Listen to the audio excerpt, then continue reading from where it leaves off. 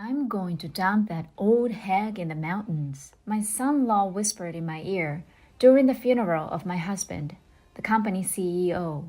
When I looked at him, he had an evil grin on his face. Now that the president has left, the company is finally mine. He had been vying for the presidency up until this point and had finally revealed his true nature. But life isn't that simple. My lovely son-in-law, the time was approaching when I would have to teach him a lesson. The battle has begun. Please lend me your strength. I cried out in my heart as I looked at my husband's altar. Sally is my name. I am a 55-year-old housewife, married for 30 years to my husband Andy. I met my husband as a co-worker, and we became friends, then lovers, before marrying and having our daughter, Marlene, a year later. My husband used to work for a construction company, but when he was 35, he decided to start his own company. I wanted to design, so I became a first-class architect, he says. I get a rush from seeing a client's vision come true. My husband told me with a twinkle in his eye that he had started a design firm. I wasn't sure if it would work because our daughter was only 4 years old at the time.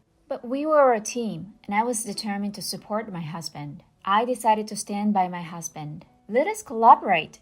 I'm in on your dream. Fortunately, the company grew steadily, and my husband demonstrated that he was capable of running it. I was devoted to supporting him, and I have been doing so for the past 20 years. My husband then hired Stephen, who was working at an affiliated company. He, falling in love with my daughter, was an unexpected turn of events, but I thought I could trust Stephen, who worked so hard for my husband.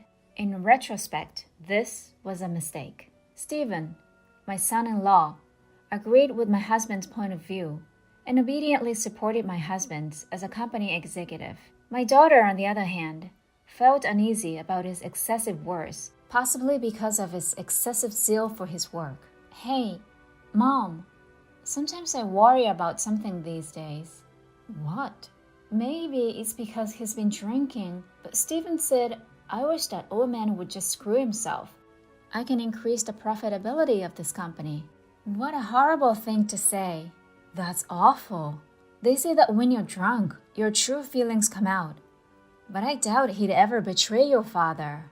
Although my daughter's words lingered in my mind, I forced myself to believe Stephen was also thinking about the company.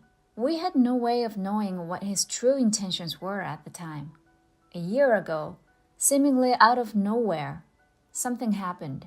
My husband, Andy, who had always been in good health, began to look unwell and lost his appetite. He also frequently complained about back pain, so we decided to have him examined. The outcomes were disastrous. A serious disease was discovered, which couldn't be treated, and he didn't have much time to live. Only my daughter's family and I knew this. We were all concerned about our future, but Stephen, who was with us at the time, reassured us.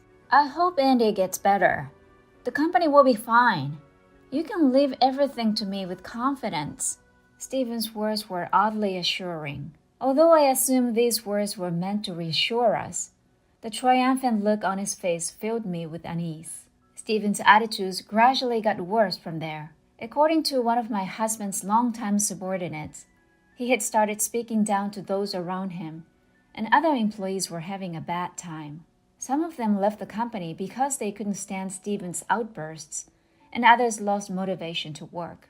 Stephen, you're very dedicated to your work, I told him, thinking he might be overwhelmed by the fact that he had to keep the company afloat. But could you please consider your employees' feelings as well? What? You're making big claims. You should just stay by your husband's side. He looks to be on the verge of dying at any moment, without interfering in my affairs. Nonetheless, Andy has carefully taken care of this business. You know, the company is almost mine now. You should be grateful that I, a wise man, have remained silent and followed this jerk of a president until now. When I heard this ear-splitting tirade, I couldn't believe it, and the anxiety I was feeling the other day grew even stronger. Stephen's words and actions have become worse with each passing day, and he has made comments that put employees under pressure. Employees who have been with the company since its inception had been doing what they had always done. obtaining contracts by repeatedly talking to clients about their needs and wants. This was my husband's policy, but he responded with a blunt remark. In this world, efficiency is everything. Don't be such a jerk. I'm going to fire you. Furthermore, he had switched to a method of sharing reports on a computer, which occasionally caused problems for the older employees. Can't you old people even use a computer correctly? Get out of here. You're stifling my progress. I don't want you to work for me. He'd yell at them, kick over the garbage cans, and make them pick up the paper scraps that were scattered around. After all, when our long-term business partners began to suffer as a result of the recession, we are not doing this for free, so we will no longer do business with you. He started destroying the trust that had been built over time. When my daughter, Marlene, asked for advice about him, I was at a loss for what to do. He's been treating Marlene like a servant lately. He would become enraged if she resisted even slightly. Who would marry you if you weren't the boss's daughter? Your personality and appearance are not my type. Marlene complained to me that Stephen had lost his kindness as he spat at her as if he was looking at something filthy. Mom, Stephen has changed. No, the Stephen we see now is the real Stephen. And we were duped. My daughter sobbed out of frustration. After hearing about Stephen's actions from his subordinate, my husband was also concerned about his employee. He summoned me to his bedside one day and asked for a favor. All right, I'll take care of it, so don't be concerned. I promised my husband something. More bad things happened a short time later. Despite his best efforts, my husband died within a year of being told he had little time to live. I couldn't stop crying at my husband's funeral, remembering how we shared similar values, had never argued, and had lived a happy life thanks to him. However, when we were listening to the priest's sermon, Stephen brought his face close to mine and whispered in my ear, I'm going to dispose of you in the mountain. I noticed that he had an evil smile when I looked at him. This was Stephen's true nature. He had been on the board of directors since my husband's hospitalization, and now that he was gone, he must have felt secure in his position as president. From now on, I can make the company do whatever I want. I could almost hear his thoughts. Stephen, who has taken the word for granted, has no idea what fate awaits him from now on. I'll be the one to put an end to this. It is now time for me to keep my promise to you. Give me your strength. I looked at my husband's coffin and confirmed my resolve. A shareholders' meeting was called following the funeral. Stephen, the director, arrived late and sat down on a chair in the center of the room with a thump, looking around at everyone. He was startled when he saw me sitting at the same table as him, and his eyes fluttered several times. Why the old hag? I could hear him mumble. I had to hold back my laughter.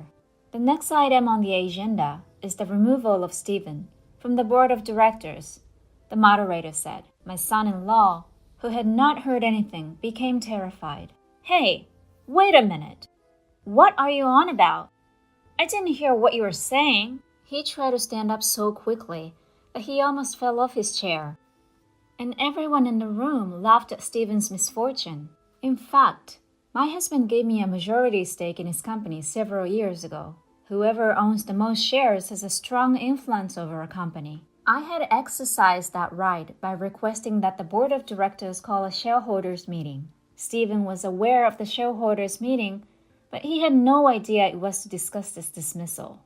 How can I be fired without a valid reason? I am the president's son-in-law. It appears that you have been very cold to the employees who have worked for us until now. This will cause the company to lose ground to the competition. That's why, you amateurs, you have no idea what you're talking about. I'm not saying we can't experiment with new approaches. I'm saying we should look after our business partners as well as our employees. The shareholders nodded their heads as they listened to me. They understood and agreed with Andy's ideas about the company. Stephen noticed this, raised his eyes, filling with rage, and yelled at me. Things like that won't lead to the company's profit. Oh, you work solely for your own benefit, not for the benefit of the company, don't you? I know the truth. What are you talking about? Stephen, you're completely out of line. Take a look at this. I held up the internal documents that my late husband had entrusted to me in front of Stephen. Have you been misappropriating company funds for your own personal use? The room erupted at that point, and all eyes were drawn to Stephen. He was agitated, and there was a cold sweat on his brow. How did you find this? It was given to me by Andy. That man had a customer-first policy. But you denied it and attempted to change it, didn't you? That's why he wanted me to bring this up. Damn! It's not fair of you to be snooping around. The company cannot afford to have embezzlers on its payroll. So, who will be the next president? There's nobody else but me. Don't be concerned. My husband has requested that I take over. What?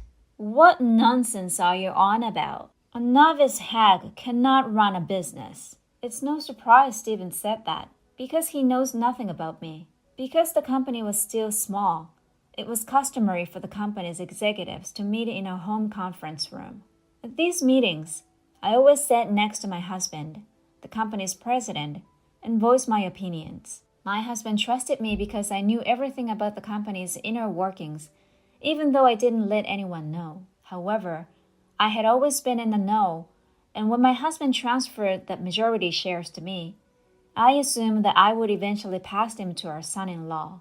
That would never happen anymore. I'm going to pretend it never happened, I said coldly. Then, realizing his predicament, he flipped out and cried to me, pleading for forgiveness. Please don't let me go. Please accept my apologies for all of my disrespect. I swear I will work for the company for the rest of my life. I'll even return the money I stole. Do you really believe you can get away with it? I intended to use the funds to start a new business. It was not for monetary gain. That's funny. You've given women luxury foreign cars, brand-name goods, and jewelry as gifts. It doesn't sound like you're ready to start a business. Anyway, do you really believe you can start a business with the money you stole? In any case, you've been fired. The cowardly Stephen now brought up the subject of my daughter. If you make me suffer, your little daughter will suffer as well. Is that what you're looking for? Marlene has decided to divorce you, and she should have packed her belongings and left by now. She expressed her dissatisfaction with you. Oh, no. Oh, and I've reported embezzlement to the police, so be ready. Stephen was later removed from the board of directors, and he was arrested and imprisoned for embezzlement. My daughter had abandoned him, leaving him to fend for himself. As the president of a company, I am busy every day, but I am working hard to grow the company my husband left me. I will continue to respect the employees who have served us for many years, and while I will implement new ideas, my philosophy of putting myself in the shoes of the customer will not change. My daughter, who is no longer stressed, greets me with a smile at home. She's still young, and her life is just getting started. I will keep a close eye on her future.